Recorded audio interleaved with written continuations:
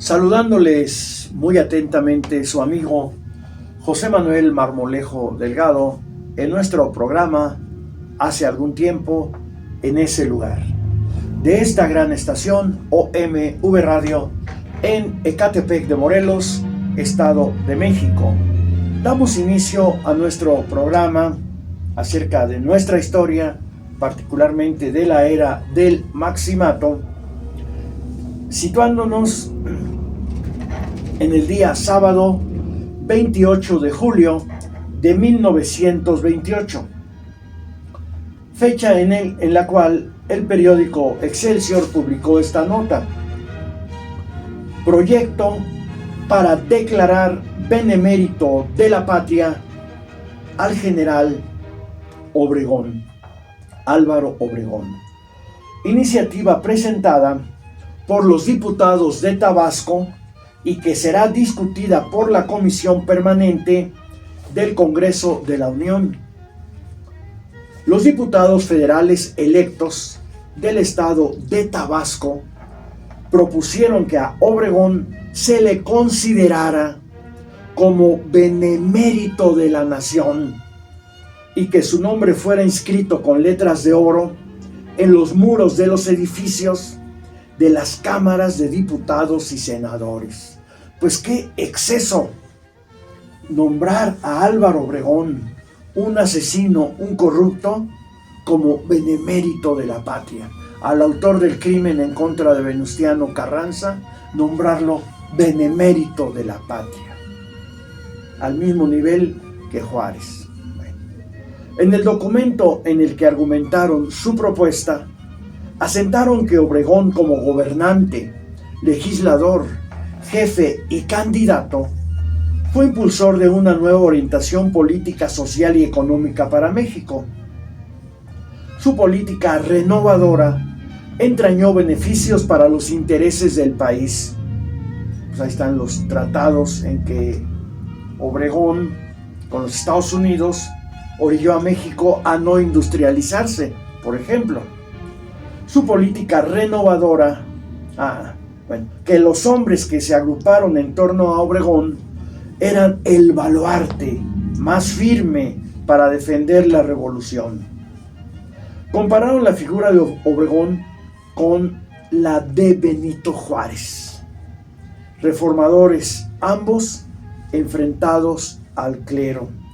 A Juárez ya se le había glorificado, ahora faltaba Obregón. Firmaron el día 27 de julio los diputados H. Margali, Alcides Caparroso, Hernández Olivé, Trujillo Guerra, M. Garrido y Aguilera Martínez. Pues nuevamente, qué despropósito nombrar a ese sinvergüenza Obregón como benemérito de la patria a la altura de Benito Juárez. No es posible que eso ocurra, que eso haya ocurrido en este país, pero sí es posible. Yo recuerdo cómo hace algunos años, pocos años, en la Casa de Morelos, aquí en Ecatepec, en una de las ceremonias luctuosas a don José María Morelos y Pavón, en el lugar donde fue fusilado, el que era gobernador del Estado de México, Erubiel Ávila, dijo que así como don José María Morelos y Pavón había sido el reformador del siglo XX, del reformador del siglo XIX, Enrique Peña Nieto, que era el presidente de México, era el reformador del siglo XXI. Imagínense qué cosas tan horribles dicen los políticos con tal de quedar bien, lambisconear al que está encima de ellos.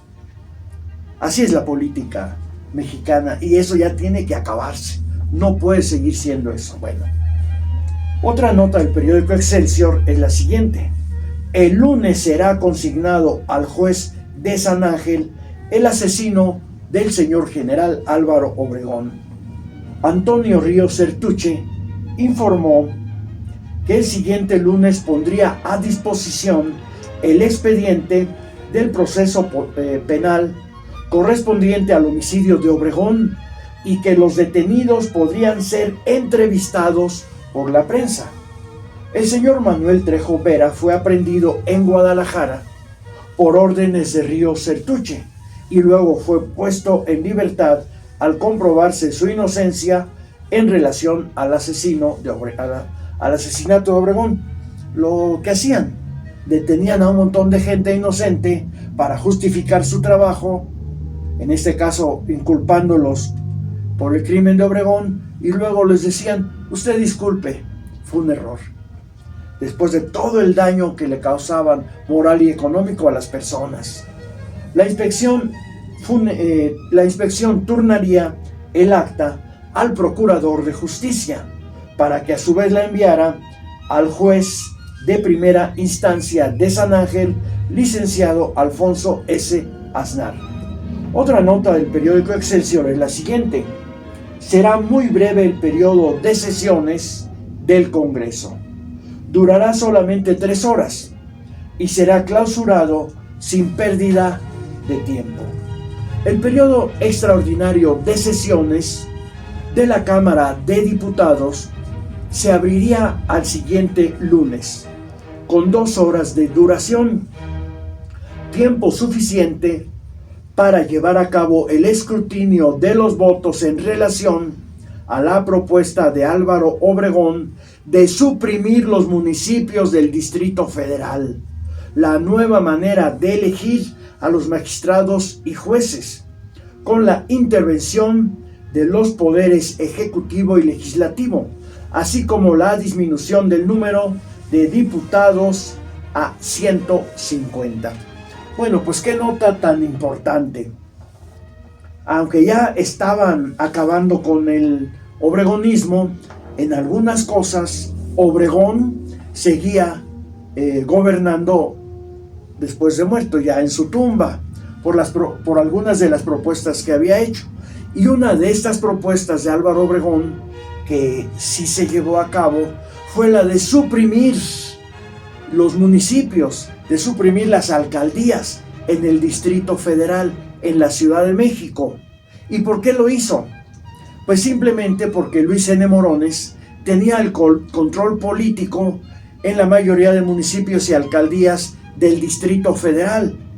Y entonces, desde el momento en que dejaran de ser alcaldías o municipios y convertirse en delegaciones, y en que ya no hubiera gobernador del Distrito Federal, sino un regente, quien tenía todo el poder en el Distrito Federal, Ciudad de México, era el presidente de la República, porque el regente dependería directamente del presidente de la República, y los delegados de las nuevas delegaciones que sustituirían a las alcaldías y municipios dependían directamente del regente, y así Álvaro Obregón tendría todo el dominio político del Distrito Federal, de la Ciudad de México, situación que varió ya hace algunos 5 o 6 años, porque la Ciudad de México dejó de ser Distrito Federal, dejó de haber regente, sino jefe o jefa de gobierno,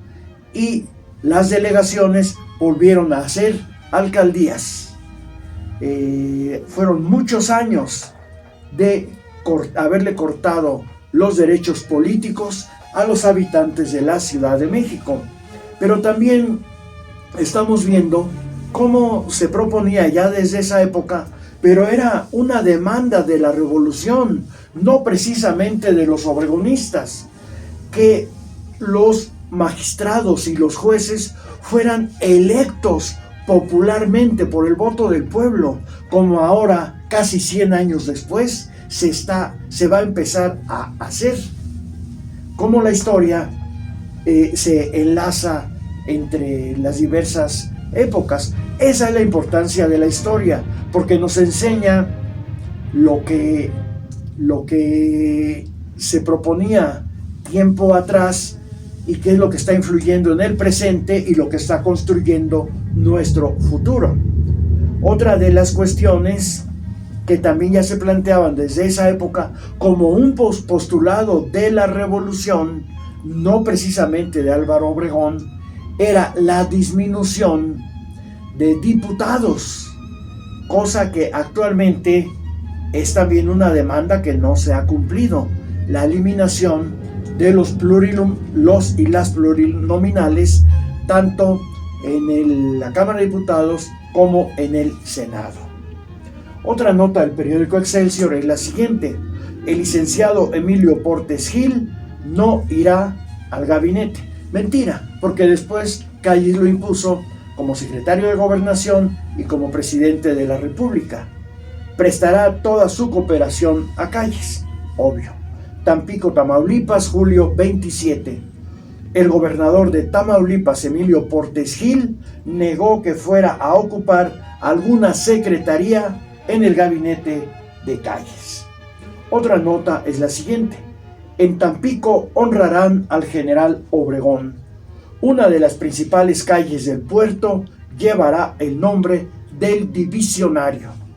Tampico, Tamaulipas, julio 27.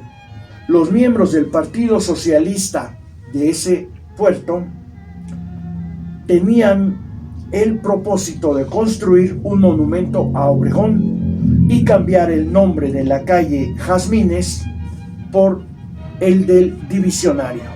La calle del Comercio habría de llamarse Emilio Carranza, que también acababa de morir en un avionazo, y la de Aldama Díaz Mirón. Otra nota es la siguiente: la Secretaría de Industria se encuentra ahora acéfala. El oficial mayor no ha sido autorizado para encargarse del despacho. Al renunciar Luis N. Morones a su puesto de secretario de Industria, Comercio y Trabajo, este ministerio se encontraba acéfalo y con muchos asuntos pendientes que resolver, ya que Calles no había autorizado al oficial mayor Eduardo M. Buitrón a fungir como encargado de despacho. Se esperaba que esa misma semana le diera a Buitrón esa autorización para que designara al nuevo titular de la dependencia. Pues como lo hemos visto a lo largo de nuestros programas, otro de los sospechosos de ser el autor intelectual del crimen en contra de Álvaro Obregón era Luis N. Morones, Luis Napoleón Morones, un hombre poderosísimo, el dirigente de la CROM, dirigente del Partido Laborista Mexicano, además secretario de Industria, Comercio y Trabajo. Imagínense qué poder tenía ese político, que en un principio apoyó a Álvaro Obregón, pero después se distanció de él, y después el pueblo, cuando fue asesinado Álvaro Obregón, sospechaba que uno de los autores intelectuales del crimen en contra de Obregón, igual que Calles, había sido Luis N. Morones, y ahora estaba en la desgracia porque tuvo que renunciar a todos sus cargos. Pero de esta temática continuaremos hablando en nuestra próxima emisión de Hace algún tiempo en ese lugar, de esta gran estación OMV Radio en Ecatepec de Morelos, Estado de México. Se despide de ustedes su amigo José Manuel Marmolejo Delgado.